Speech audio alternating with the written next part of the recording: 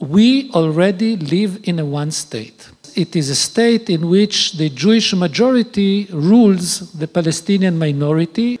This is a binational reality of discrimination. I believe the good minds on both sides have to start thinking of new ideas. Forget two states.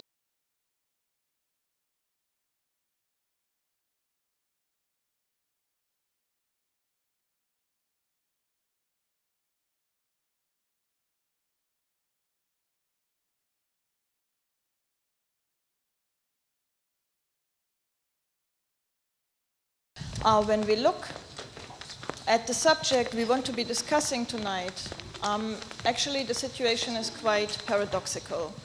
A two-state settlement for the Israeli-Palestinian conflict has become the internationally accepted paradigm for solving the conflict. It has become the paradigm that is supported by majorities in both populations, even though we see that these majorities are diminishing little by little. And at the same time, we see that the prospects for realizing such a paradigm are fast disappearing. They are disappearing because of the fragmentation of the West Bank that is caused by continued settlement construction, by settler roads, by checkpoints, by the separation barrier. It is also diminished because of the political and territorial separation between the West Bank and the Gaza Strip. It is diminished because of the isolation of East Jerusalem, and East Jerusalem being cut off from its surroundings. And it is also diminished because of the repeated violence that has led in the populations to an atmosphere that has made the room for maneuver for those who are interested in a peaceful, in a negotiated solution much smaller than it was, let's say, 10 to 15 years ago. Indeed, I was involved, and still I am involved, in Israeli-Palestinian track 2 diplomacy, civil society diplomacy and talks, finding the solution of two states, one Palestinian, one Palestine and Israel coexisting side by side. This is my desire, and I do hope that one day we can reach that. But actually, when I look on the situation on the ground, we already live in a one state. One state is not an option, it is a reality. This is not the one state that its favorites speak about, hope to, want to achieve, one man, one vote. It is a state in which the Jewish majority rules the Palestinian minority, or to be more precise, the almost Jewish minority rules the almost Palestinian majority. Within about maximum 10 years, according to the mainstream demographic balance, the Palestinians from Jordan River to the Mediterranean are going to be majority, and if nothing happens, within 10 years, they will be still ruled by the Israeli Jews. It is not a democratic state, definitely. It is an ethnic state. Or to put it more precisely, the Jewish regime is an ethno-security regime. The Jews exercise ethno-security regime over the Palestinians. So the subject is not how to move from a vacuum to two-state solution, or from occupation to two-state solution. In my analysis, occupation is mostly irrelevant or to define the current situation, because the problem is not only with the Israeli occupation over 67 territories, the West Bank and Gaza Strip. This Jewish ethnic regime includes also the Israeli Palestinians. And the ethno-security regime of the Jews is effective also over the Israeli Palestinians, the Palestinians who are full Israeli citizens, unequal but full citizens. And they are part of the conflict. They are part of the problem, not part of the solution. We live today in a different situation than it was up to 2000, during the 90s. And the challenge is not only how to move from occupation to two-state solution, but how to move from de facto one state or one regime, ethno-security regime, to the two-state solution. And this is the real question, this is the real challenge, and this is the real problem here. Unfortunately, not many in Israel, in the Western world, in the United States, understand properly and accurately this situation. And as I read it, this is the reason why all the American special envoys and mediators failed since 2000 to bring the sides to agree on a two-state solution. Could you incorporate in your statement also an assessment of what Menachem has just said about is the concept of seeing what we see between the sea and the river, an ethno-security regime, is that analytically and politically helpful?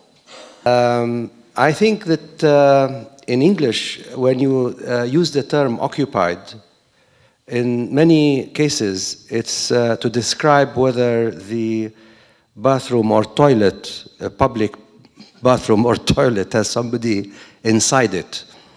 And normally, if somebody is sitting inside the toilet in a public loo, and it says occupied, you assume that the person inside will be leaving very shortly, very quickly. In our case, it's been 4 years. And so I agree that actually one should not use the term occupation. And even when Israel redeployed from Gaza under Sharon, you know, there were discussions about whether this redeployment can be called an end to the occupation, and whether, therefore, Israel could claim it no longer has responsibility over Gaza. But it was very clear, because of the siege that was put in place after the redeployment, that whatever name that you use and whatever the legalism about it is, in fact, Gaza continued at the time of the redeployment and afterwards to be under occupation. So in effect, whether we are talking about Gaza or talking about the West Bank or talking about the place I come from, East Jerusalem, we are still talking about a continued state of rule. Menachem described it as ethno-security rule. I will not disagree there. But a rule by one ethnic group over another. And the unfolding reality within the context of the river and the sea is one of, essentially, of an apartheid, one state or one reality in existence. Now we tried, I was one person who tried, Menachem was another person who tried very hard to bring about an end to this through various attempts, through various initiatives to bring about two states. But we failed, I failed, and I think the Geneva initiative also failed. And therefore we have to think or begin to think anew of what the future holds for us. And within the context of what the future holds for us, we have to think about what it is that we can do. But I must say one thing here. Of course, we failed in bringing about a two-state solution. But if a question is asked, is put to me in the abstract, is a two-state solution possible? My response is that of course, mathematically speaking, if you like, it is possible. But in order for this to be brought into reality, to come about, there needs to be far more effort put into making this happen, in particular by the international community, and in particular by the party that leads the international community, namely the United States of America. And unfortunately, this does not seem to be forthcoming. And therefore, in the absence of such intervention, in the absence of an intervention on the part of the international community at the moment to bring about that kind of solution, a solution that will in fact make both parties pay a cost to the two-state settlement, a cost that they would each of them find painful. A two-state solution simply will not, cannot come about. It will not, cannot come about by itself. And if we are looking at the reality on the ground, as Menahem told us, the reality on the ground tells us that what is coming about is the exact opposite, is the binational apartheid reality. Now, the real question is, if this is a proper analysis or reading of the situation, the real question is, for instance, for me as an individual, how should I think about my future within this unfolding reality? What do I do? One thing I should remind you is the following, that we do not have a situation where it is like somebody going to a supermarket to pick up one product or another, and where that person has a choice that I will either pick up two states, or if not, if that's not available, I'll pick up the other product, namely one state. This is not what we have. We don't have that kind of situation. We don't have a choice between one state or two states. We have a reality, an apartheid reality, a single political system, and the question that we have to answer ourselves, we have to answer to ourselves primarily is, what do we do in this situation? Jerusalemites, where I come from, East Jerusalem, perhaps you should be told this, are the perhaps only people, perhaps on earth, who happen to live in their own country, on their own soil, in their own homeland, but who are stateless, who do not have a nationality. I was recently invited to spend a month in France in one of the calls, and the administrator, after, the administrator has to ask questions, so they sent me a letter saying, could you please tell us what your citizenship is? So, I had to send them back a whole paragraph explaining that, although my nationality is a Palestinian, I am actually stateless. I don't have a passport. And this is not true of Palestinians living in Israel who have Israeli passports, or in Ramallah who have Palestinian passports, or Gaza who have Palestinian passports, or Jordan who have Jordanian passports. It's only true of Palestinians in Jerusalem because what we used to hold as passports back in '88 became travel documents, and we were robbed of a citizenship. And this is the reason why the Minister of Interior in Israel can decide, like he did recently in the case of the 4 members of parliament, that the Minister of Interior in Israel can decide to revoke their residence permit and kick them out of the country. Well, I would like to give the word back to Menachem to comment on the concept of apartheid, because I know that this is a point of contention that you don't share that analysis. Regarding apartheid, I beg to differ, not for the sake of the debate here, but for substantial reasons. It's not because I do think that the Israeli regime is very nice, but because the principles on which the Israeli regime is founded is ethnic, not skin color. That's one. And second, because Israel very wisely allocate different levels of political and social rights to different groups of Palestinians. So we cannot say that all, in our case, all the blacks are the same. Israel denies all the Palestinians all their rights. The Israeli Palestinians enjoy political rights, full political rights. The Jerusalemites much less.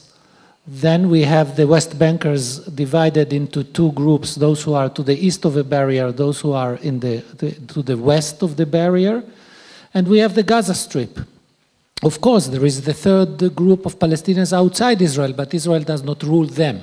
I speak about the Palestinians whom Israel ruled over. From the Israeli point of view, the other is divided to 5 subgroups, and each group enjoys / suffers from different level of rights or denied civil and political rights and freedom.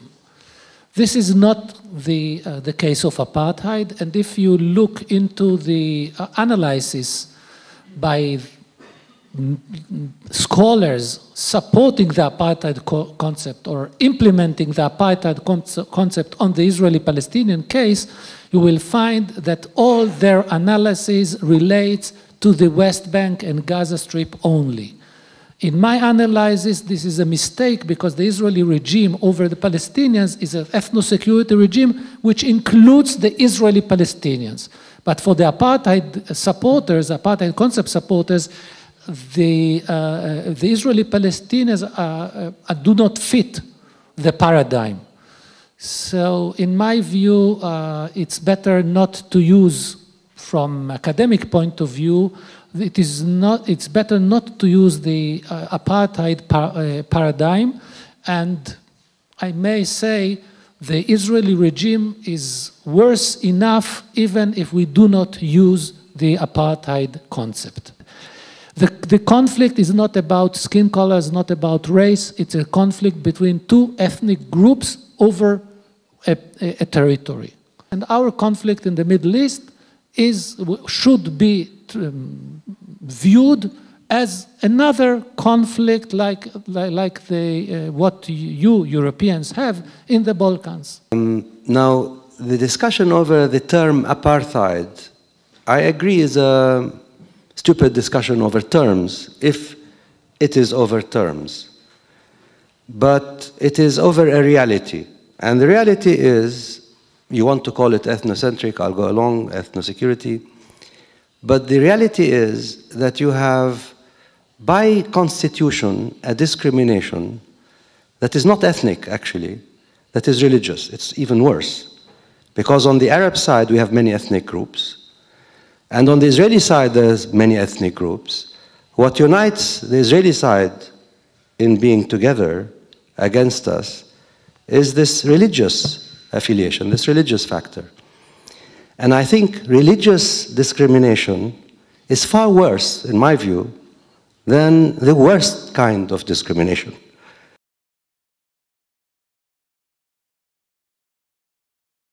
But the problem is that this is not a conflict between 2 balanced powers. It's an imbalanced conflict. One side is much more stronger and powerful than the other side. And the international community supports, unfortunately supports the powerful side and do not work do not do enough in order to empower the weaker side, the Palestinian side. And unfortunately, and here is my criticism over my Palestinian friends and colleagues, unfortunately the Palestinians hope, at least the ruling elite, current ruling elite, hopes that the international community will give them freedom and independence, a Palestinian state, on a silver plate. That somebody called Obama today, another person tomorrow, yesterday it was President Bush with this vision, somebody will impose the two-state solution over Israel, somebody will do the work for them, and unfortunately history shows that independence and freedom is something that you take and you grab and you do not get it on a silver plate. You have to struggle for, that's it. So in my view there is no doubt that at the end the land will be divided between Israelis and Palestinians. The only question is how much suffer and what will be the cost for the Palestinians, but I will speak from the Israeli perspective for the Israelis.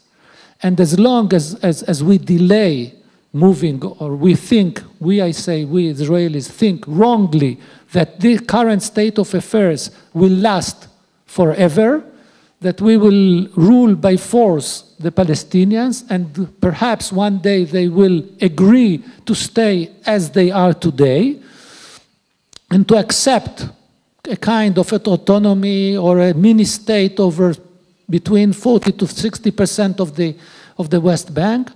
This is the Israeli assumption, the working assumption, even the doctrine and the strategy. As long as we support this strategy, we live in an illusion, and it will blow up, and day by day we are leading ourselves as Israelis to pay higher cost when we will face the problem, we will face the crisis. And then we will have a major crisis, which begins with, in my view, armed resistance by the ultra-rightist settlers and their supporters outside the settlements, perhaps split into some army units, especially in the combat units, in which the national religious officers are between 50 to 30% of low-rank officers. Even in general staff, we have more and more radicals in the Israeli IDF general staff, and the Israelis also inside the Israeli security services in the top level, ending in a social split and identity crisis, because the division of the land of Israel, historical Palestine, between Israeli Jews and Palestinians, will end also with identity crisis inside the state of Israel. The cost will be enormous. I hope, I'm very realistic, and this leads me to the conclusion that Israel will go to pay such a high cost only when maintaining the status quo, the cost of maintaining the status quo, the cost of maintaining the ethno-security regime will be higher or much higher than the cost of the division, than the cost of the two-state solution. Now, I find it strange that you think that it will not go through the intervention of the international community. Of course, it should go partly through freedom fighting. And, you know, the Palestinians have, in fact, and continue to fight. At one stage, it was hoped that the fight would be moderated, would be tempered by a negotiation process leading to two states. And so the Palestinians, if you like, I mean, when Yasser Arafat went to the United Nations back in the 70s, he said, I carry a rifle in one hand, but I carry an olive branch in the other, and please don't let me drop it. Well, you know, you made him drop. And so what we have is a situation where we have a failed process at negotiating two states between us, between the Israelis and the Palestinians. From my perspective as an Arab, it's not something that I put as an objective which I should seek in itself. I only sought a state by way of seeking peace, but not because I thought that seeking a national state was a thing that was good in itself. What is, for me, something that I find good in itself, primarily, eventually, is a political system in which human beings, regardless of religion or race or ethnicity or color or gender or what have you, live in equality and freedom. These are two basic concepts for me, two basic principles. And by freedom, I mean, for the individual, I mean the space that has to be there, political space that has to be there, that can enable me to develop what is best in me, for myself, for my family, for my children, and develop what is best. By this I mean in every possible way, as an artist, as an economist, as a professor, as a worker. And by equality I mean that space has to be for me as well as for you. Now, given that this is where I come from, this is what I want from a political system or institution, then to me what is more important is this rather than to have a state. And that is why I'm against a Palestinian state. I'm against a Palestinian state that will deny me those rights. And I am only for a state if those rights are provided for me, one, and if it brings peace too. But it's not a state, a nation state is not an end in itself. And that is why I think a one-state solution, to me, makes much more sense. But I'm prepared to accept two states because I realize that on your side, you want a Jewish state much more than I want on my side an Arab state, and I know that peace can be made on this basis, and that's why I, as a Palestinian, as Yasser Arafat, as PLO, even as Fatah, went into the process of two states. But I never wanted a Palestinian state just because it is a state. And I think you have to realize this. Menachem is saying that he faces a problem, and I agree with him, that within Israel, more and more in the future, there's going to be more schism between the ultra-radical right-wing and the rest of the community. And perhaps things will blow up in Israel. But as far as I'm concerned as a Palestinian, I cannot do more than what I have done. And if you're asking me to send more rockets at you to gain my independence, well, you know, fine, but then don't come into Gaza and the West Bank as a result and crush me to death. No, I would like to put it very clearly. I do not ask you to send more rockets on Israel, but you can find many ways, I'm sure, and how to struggle sophisticatedly and gain international support. But I'm quite sure that under current circumstances, the international community will not do, let's say, 90% or 95% or 100% of the job for you, and it is evident. The issue of the two states, here is in this subject there is another, imbalance and difference between where the state of Israel or the Jewish national movement stands and the Palestinian stand. The Palestinians yet do not have a state.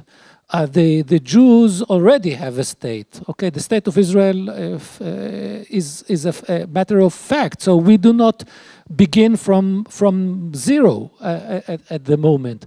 So when we speak on the future, we have to take into consideration what we have already.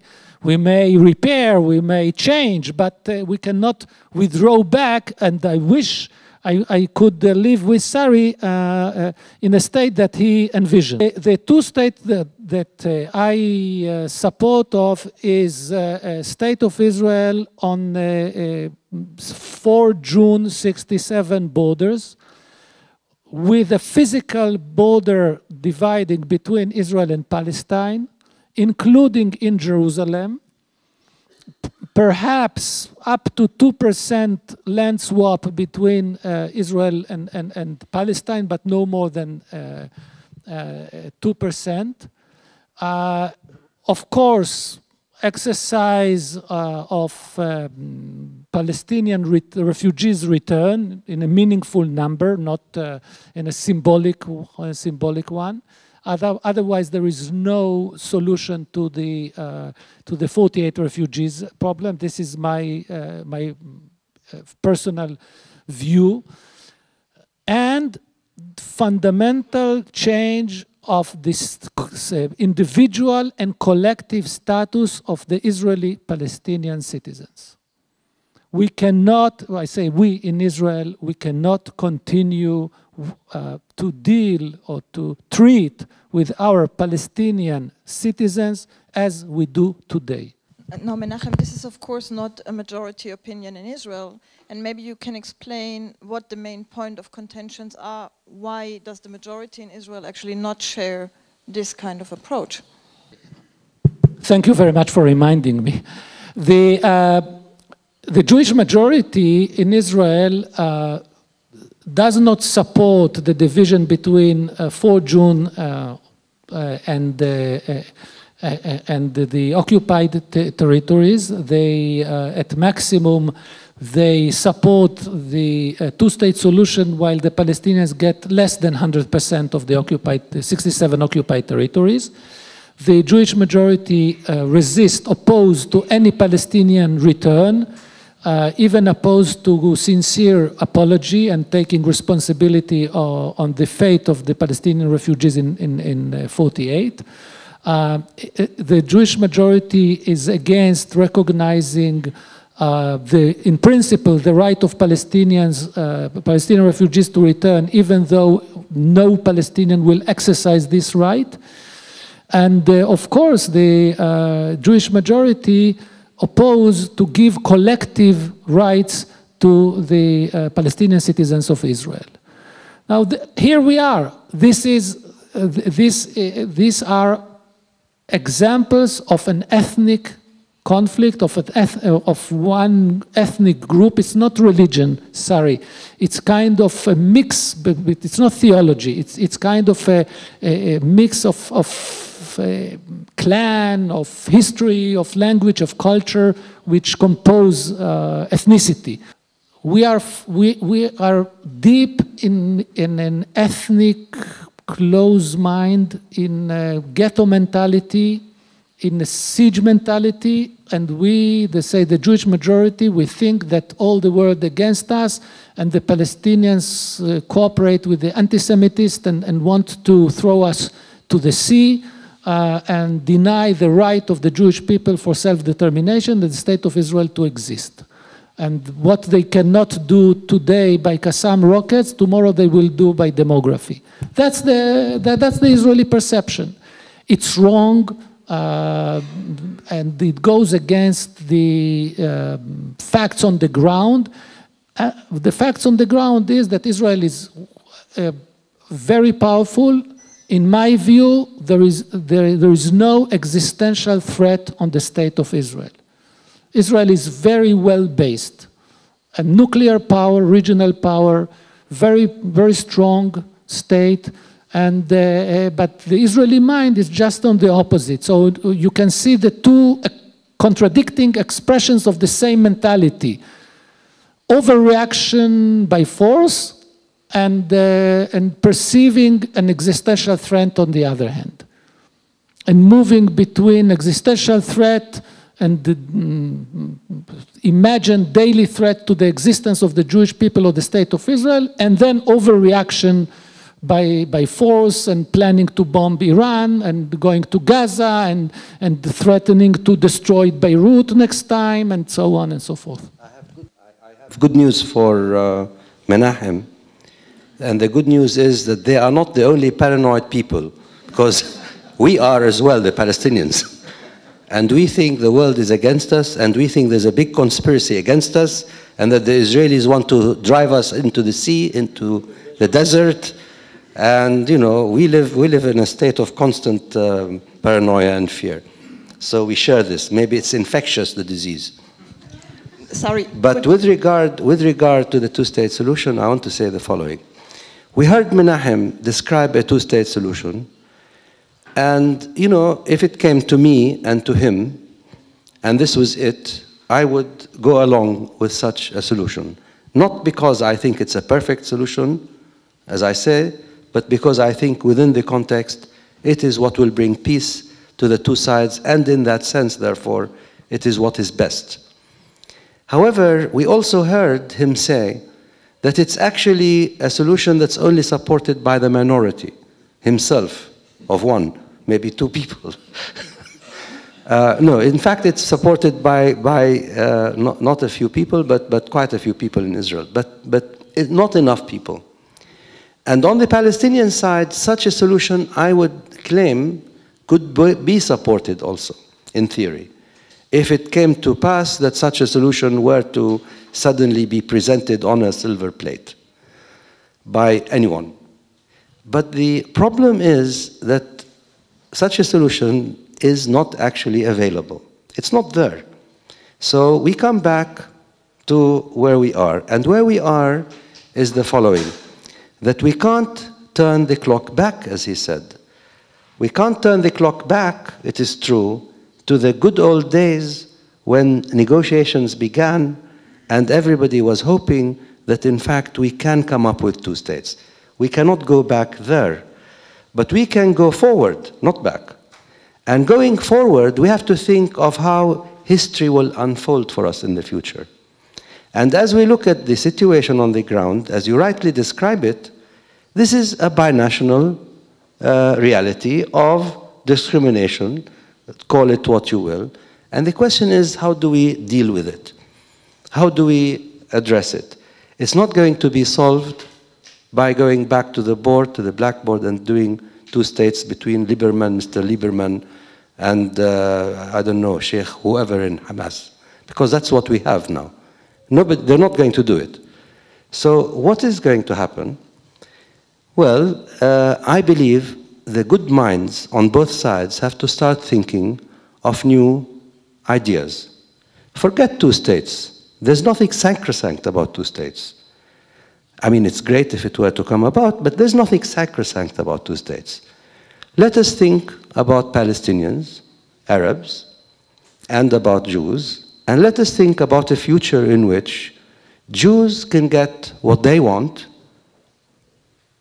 what they really want, which is the sense of security, the sense of ethnicity that you talked about, culture, and that the Palestinians can do this. Can we not think in terms of a federation or confederation of regions, of city-states?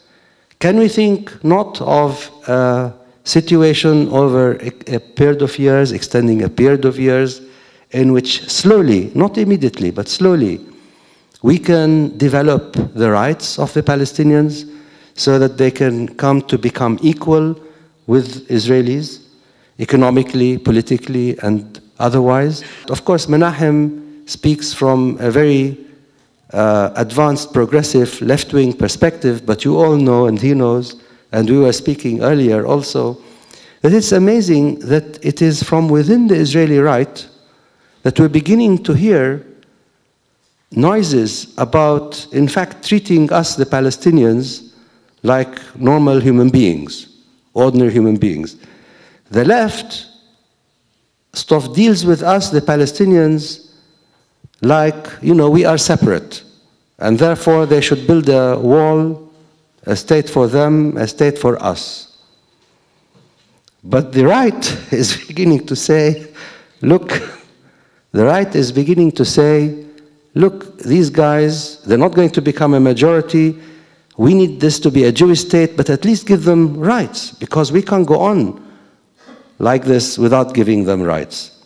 But, let's go beyond this a little bit. This is a dream, and he worked for it, and I worked for it, and if it were to come about, we will both work for it. But the reality is that I think we should think of alternatives, and we should look at the future and not be afraid of looking into the future, not be afraid of all the scenarios that are possible, and work out systems again that will enable us to live at peace. I think this is the thing that we should think about, rather than stick to the two-state solution. Help us a little bit. Try to do that. Try to look forward how another alternative that would be feasible in the current context could look like, that would bring peace, equality, and freedom. Okay, but I'm going to, if I say things, I hope it will be realized that, it's like brainstorming or thought experimenting. So I mentioned, for instance, the situation of Jerusalemites earlier.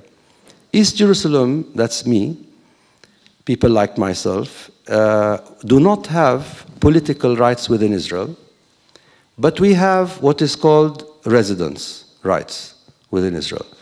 And actually, I, as a Jerusalemite, can travel around in the country almost freely.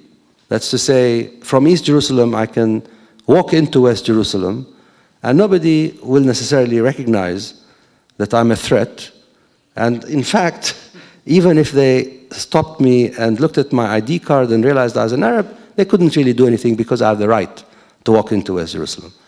So one thing we could do, for example, is call for extending, let us call it the Jerusalem model, to all Palestinians under today's rule by Israel, or governance, or occupation, if you want to call it. Gaza and the West Bank. Give them, let us just give them, call for freedom of movement from place to place, freedom of work, freedom of transport of goods, freedom of living. If people wanted to, I saw a friend of mine, well, there is a professor from Al-Aqsa University in Gaza. He managed last week to come out of Gaza. He's sitting with you back there in the middle. There he is. And I was fortunate, it seems, to have taught him at one stage back in the old days at Birzeit University. But at one stage, he, from Gaza, was able to, come to Birzeit University in the West Bank and study.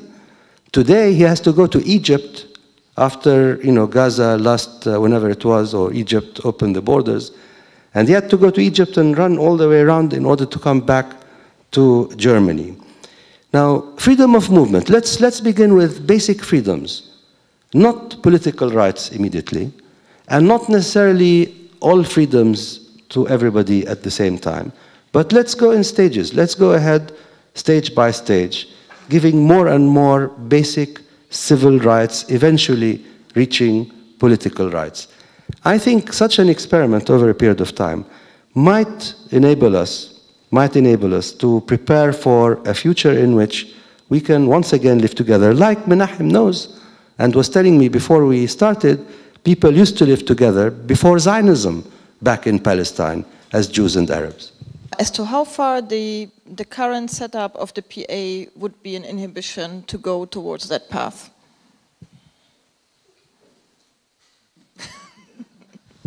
This is a thought experiment I was talking about. Also from my side. The Palestinian Authority leadership, let me call it, at the moment is set up, as you know, on the basis that we are involved in a peace process for two states.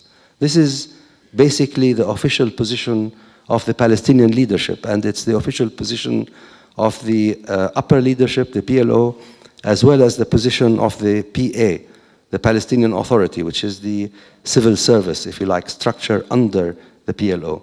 Now, this is the basic official position. I think, the leadership is still in a state of abeyance. I think there are more and more people losing faith from the leadership, losing faith in the possibility of two states. And include in the list of people including the president, Abu Mazen, and others around him. I think people are losing faith. They're beginning to realize that we've been led down a primrose path, whether consciously or not, but that in the end, we are not going to be able to get there. So I don't think they are ready today for this kind of thing. But if you look at the people in general, I think maybe you'll find different answers, especially if you begin to offer rights. I would like to follow your idea, but to limit it to Jerusalem, and perhaps surprise you, Sari. Few months ago, I tried to convince a group of two different groups, but of my colleagues, Israeli Jews and Palestinian Arabs, on the following.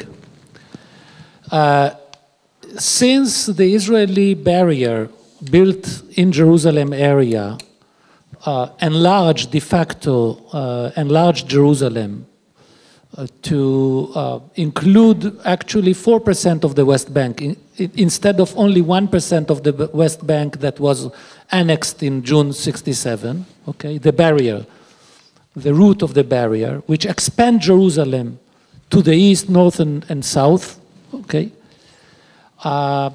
I tried to promote the idea that let's go and struggle together politically to give Jerusalemite ideas, status, to everyone who is, every Palestinian who is inside the barrier, inside the barrier.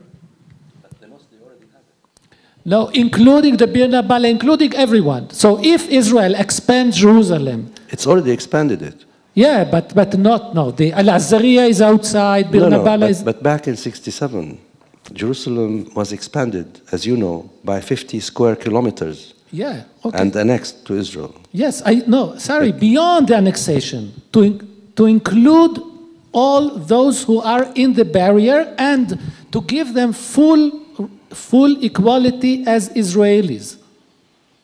Okay? Now, the very interesting is not the idea. Okay, perhaps it's a wrong idea. But the reaction that I received from... You want us to become Israeli citizens, the ones in Jerusalem? Let's begin with the blue idea and full rights to travel through Ben Gurion. I suggest we begin with Gaza. Give them citizenship.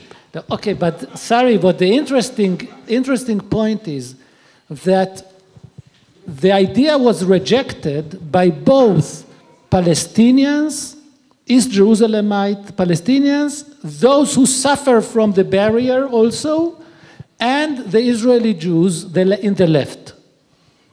So what this taught me that both Israelis and Palestinians refuse to see or prefer not to see the reality on the ground. But Menahem, I mean, I think, you know, any idea that is somehow strange or new is bound to be opposed by people. Any new idea is bound to come up against opposition. I think what we're doing here in this thought experiment, if you like, is to assume there will be opposition, but to go a little bit beyond that, because what we want to do is to try and think about our future. And you know, we're just asking the question, or we were asked the question to consider, you know, how would we deal with ourselves over the next 10, 15 years, 20 years, assuming we're not going to go to two states, your two states. Assuming we're not going to go to two states. So what do? Do we just keep living in a fantasy bubble, two state, two state, two state? So where does this get us? So what we are saying is, let us try to think of other ways. Let us try to think of other ideas. And if two states are not possible, let's try to think of how to bring up the level of the Palestinians, at least, so that at least we have a situation of humane conditions in the area, with equal rights. If you want to move in that direction, change of paradigm, trying to look for alternatives, what does that mean for the international community? What would it mean? What would you ask them to do?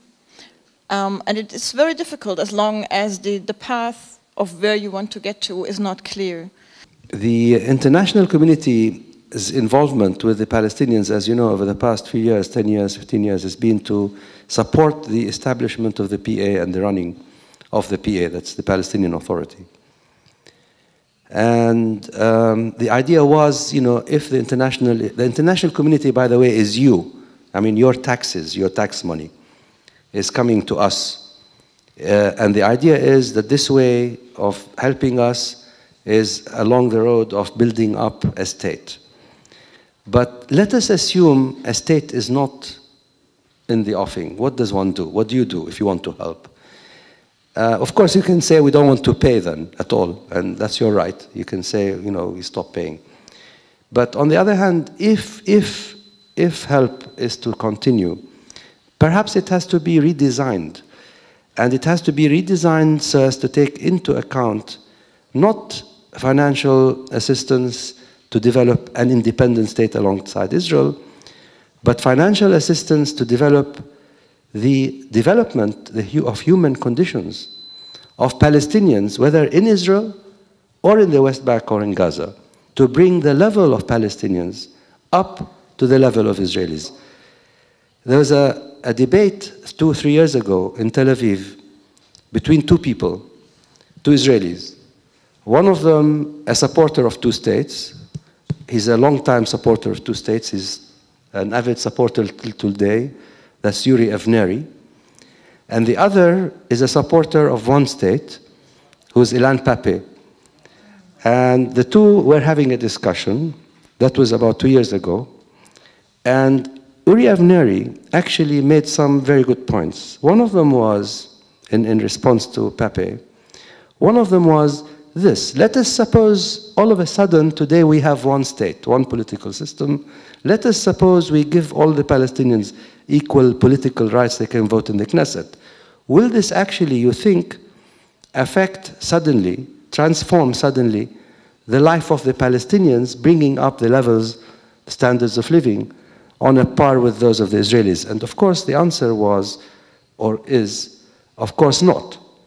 So we have to work on bringing up the levels. And so, for instance, instead of spending money on building up an airport, which a year or 2 years later the Israelis will come and demolish because, you know, people are fighting for their freedom or independence, instead of putting the money in an airport, put it in things that will bring up the level of Palestinians within Israel itself and outside. Education, health, economic situation of the Palestinians.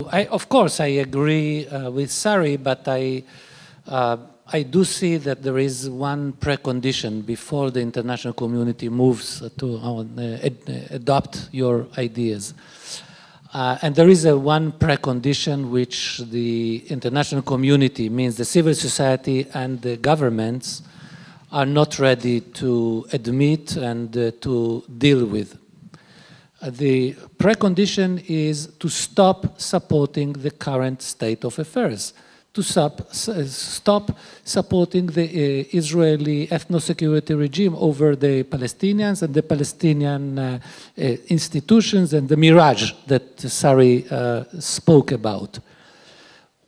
Only after such a decision taken that we are unhappy with what's going on and we want to change it dramatically and we want to abolish the current state of affairs, only then the ground is ready to consider other strategies.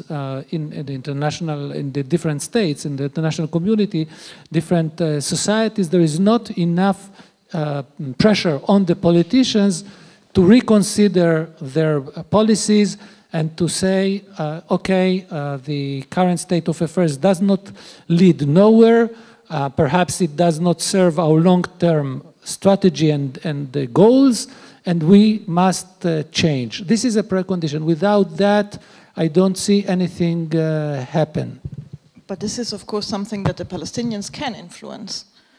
I would have supported Menahem 2 years ago, 3 years ago in this. In fact, 2 or 3 years ago, I more or less made a similar statement. But when I did make that statement, it was with the specific purpose. The specific purpose was to get the international community and the Israelis and the Palestinians to take the two-state solution seriously. I wanted people to be shocked into taking the two-state situation seriously. Today, I would not agree with Menachem. I want the money to continue coming, but not because of two states, because I don't believe anymore that the two states are possible. Yeah.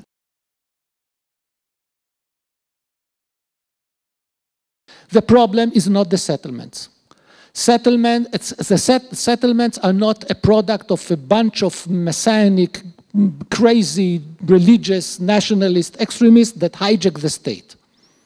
Settlement project is a state project, the state project of the State of Israel since its establishment. The support for settlements does not end in June, in the 4 June line. All the settlers are supported, the settler communities, especially the national religions, are supported by communities inside the State of Israel. In Tel Aviv area, in Kiryat Shmuel, in Givat Shmuel, in Jerusalem, West Jerusalem, elsewhere. So it is not just the settlements, it is a society, it is a country, it is an establishment, it's a much bigger problem. Therefore, when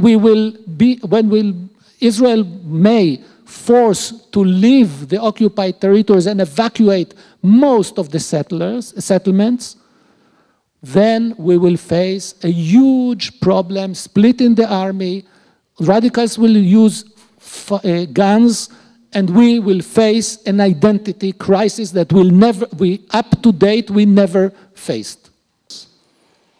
You know, Menachem and a lot of other people, when talking about settlements, do not see Jerusalem. I see 250,000 Israelis, not 20,000 settlers. I see 250,000. He has a problem and wars, you know, coming up if 20,000 settlers are removed. I do not see wars. I see the end of the world when it comes to Jerusalem. We have 250,000 people.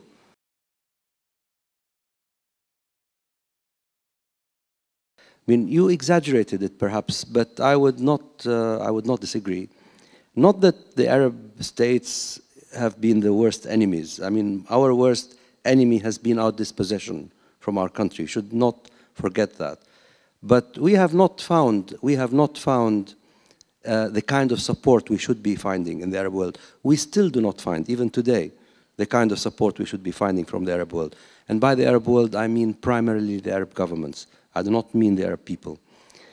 Now, as far as Hamas is concerned, and maybe I want to say here the following.